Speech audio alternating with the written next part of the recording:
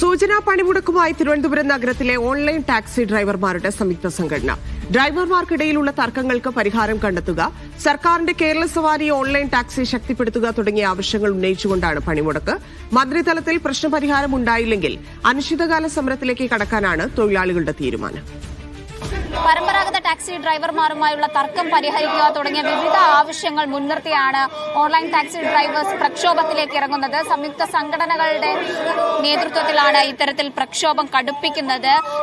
Online ടാക്സിക്കാരും പരമ്പരാഗത ടാക്സിക്കാരും തമ്മിലുണ്ടാകുന്ന തർക്കങ്ങൾക്ക് പരിഹാരം കാണുക, ഏകീകൃത നിരക്ക് നടപ്പിലാക്കുക, ഓൺലൈൻ ടാക്സി കമ്പനികളെ ഉടൻ തന്നെ സർക്കാർ നിയന്ത്രണത്തിൽ കൊണ്ടുവരിക, തൊഴിൽ വകുപ്പിന് കീഴിലുള്ള കേരള സവാരി ഓൺലൈൻ ടാക്സി ശക്തിപ്പെടുത്തുക തുടങ്ങിയ നിരവധി ആവശ്യങ്ങൾ ഉന്നയിച്ചുകൊണ്ടാണ് ഇവരിപ്പോൾ പ്രക്ഷോഭത്തിലേക്ക് ഇറങ്ങുന്നത്. ആദ്യഘട്ടത്തിൽ പ്രക്ഷോഭം ഇത്തരത്തിൽ രക്തസാക്ഷി മണ്ഡപത്തിൽ നിന്ന് തമ്പാനൂർ വരെ നടന്നുകൊണ്ട് പ്രതിഷേധം കടുപ്പിക്കാനാണ് ഇവർ തീരുമാനിച്ചിരിക്കുന്നത്. തുടർന്നും ഇവരുടെ ആവശ്യങ്ങൾ അംഗീകരിക്കപ്പെട്ടില്ലെങ്കിൽ ഈ പ്രക്ഷോഭം തുടർന്നും നിലനിർത്താനും സമരം കടുപ്പിക്കാനുമാണ് ഈ ടാക്സി ഡ്രൈവർമാരുടെ അസോസിയേഷനുകൾ, സംയുക്ത സംഘടനകൾ തീരുമാനിച്ചിരിക്കുന്നത്. തീർച്ചയായിട്ടും ഞങ്ങൾക്ക് ജീവിക്കാനുള്ള അവകാശങ്ങൾക്ക് വേണ്ടി ഞങ്ങൾ പോരാടാൻ തന്നെ തയ്യാറായി നിൽക്കുകയാണ്.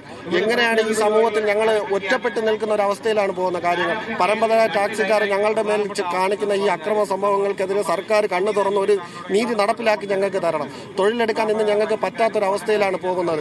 കൃത്യമായ വേതനം, സത്യം പറഞ്ഞാൽ ഞങ്ങളും ഈ ഓൺലൈൻ മേഖലയിൽ ചൂഷണം അനുഭവിക്കുന്നുണ്ട്. കൃത്യമായ വേതനം ഞങ്ങൾക്ക് കിട്ടുന്നില്ല.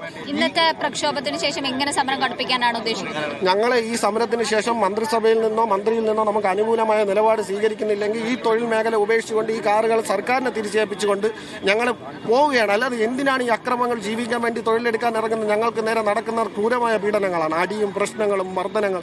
ഇനി ഞങ്ങൾക്ക് ഇത് സഹിക്കാൻ വയ്യ. ഒന്നില്ലെങ്കിൽ ഞങ്ങൾ തിരിച്ചടിക്കാൻ സന്നദ്ധരാകും, ഇല്ലെങ്കിൽ ഞങ്ങൾക്ക് വേണ്ടി സർക്കാർ എന്തെങ്കിലും നയം സ്വീകരിക്കേണ്ട ആവശ്യമുണ്ട്. അതെ, അത്തരത്തിൽ പ്രക്ഷോഭം കടുപ്പിക്കാനാണ് ഓൺലൈൻ ടാക്സി ഡ്രൈവേഴ്സിന്റെ സംയുക്ത സംഘടനകൾ തീരുമാനിച്ചിരിക്കുന്നത്. ക്യാമറ പേഴ്സൺ രാജീവ് രാജേന്ദ്രനോടൊപ്പം സനിത ശോഭാചന്ദ്രൻ, മീഡിയ 1, തിരുവനന്തപുരം.